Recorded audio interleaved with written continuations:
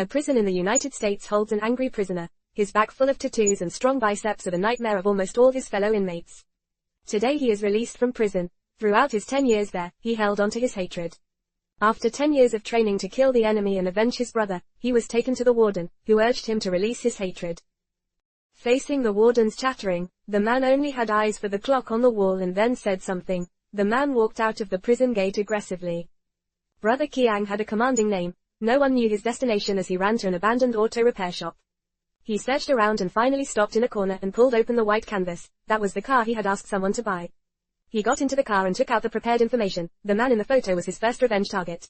He took out a big left foot from under the seat and finally pasted his brother's photo on the sun visor.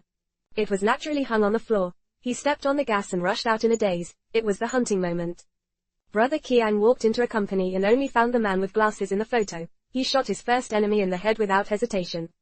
Brother Kiang walked into a detective agency and found his partner from 10 years ago. He offered to buy the remaining enemies, but the boss raised the price because he hired a Sanda champion. He expected Brother Kiang to pay willingly, but when they confronted each other, Kiang unexpectedly backed down. After repeatedly confirming the tattoo on Brother Kiang's arm, "I know you. Who are you, brother? What is my relationship with you? Stop the nonsense and do what I want to compensate you for. What are you doing? You're a ghost," and he ran away in shame, knowing the letters on Wen's body were all people killed by Brother Kiang. The boss could only greet him with a smile and handed over the information. Brother Kiang sat in the car and looked through it again and again. He selected the next target and left. Meanwhile, the police identified Brother Kiang through video footage. A decade ago, he and his brother committed a robbery together, with him driving and picking up. He skillfully evaded the police, but the good times were short-lived as they were soon robbed by another group. They robbed the bank and killed his brother, while a perverted old man recorded it all on video.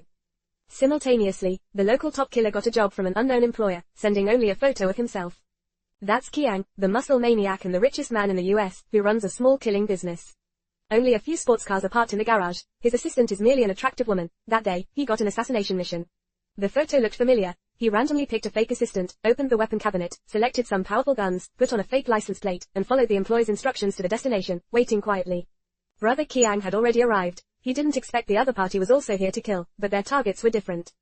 Brother Kiang targeted the old man mentioned in the information. Why was he called wretched? He exploited his Alzheimer's as a ruse to deceive kind-hearted girls into taking him home, where he would drug the drinks and record each crime with a camera.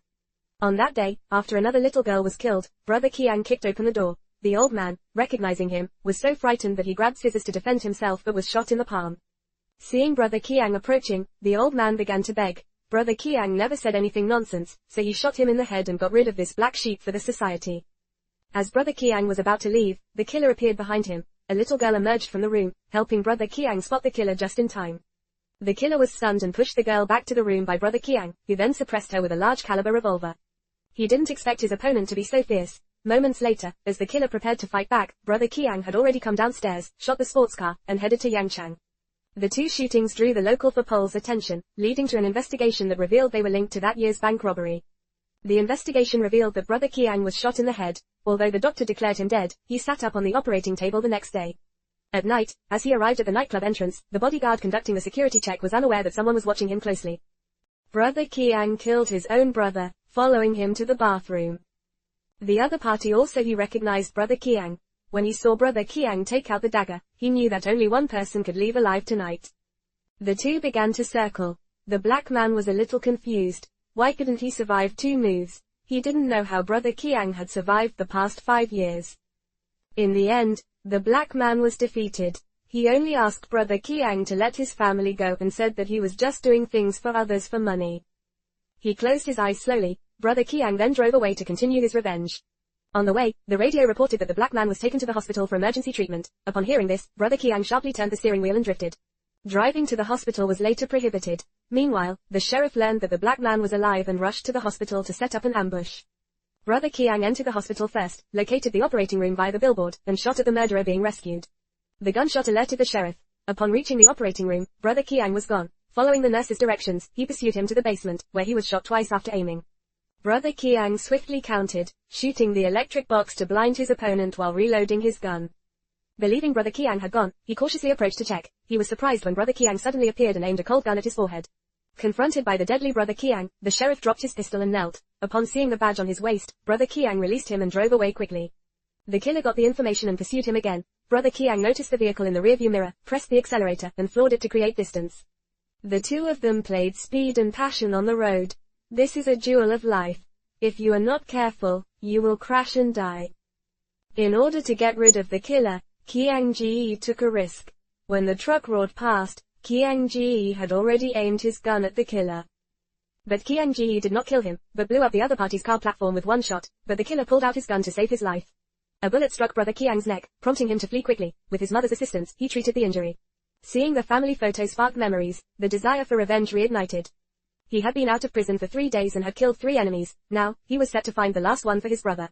The destination was a church where Brother Kiang's target was the host giving a wild speech on stage. He is now a pastor, loved by people. To atone for his sins, he left the organization. Upon seeing Brother Kiang, his expression immediately froze. Although he was merely a lookout soldier 10 years ago, he was still part of that operation. He knew Brother Kiang would seek revenge and was prepared to die. The priest faced him calmly with a pistol. Ultimately, Brother Kiang shot the man in the air, releasing his hatred and choosing forgiveness. He hoped the priest could help more people find the right path. Brother Kiang sat in the church, gazing at his brother's photo. He felt relieved as his revenge was fulfilled and his anger faded. Suddenly, a cold gun was aimed at Brother Kiang's head. The killer, who always wanted him dead, revealed to Brother Kiang that the matter wasn't over yet. As he finished speaking, the sheriff arrived. Under threat, the killer dropped his weapon but then shot Brother Kiang. The sheriff is the mastermind of the gang-eating gang conspiracy and shot Brother Kiang in the same manner a decade ago. Surprisingly, Brother Kiang survived and sought revenge. The killer was shocked to learn that his employer was the sheriff.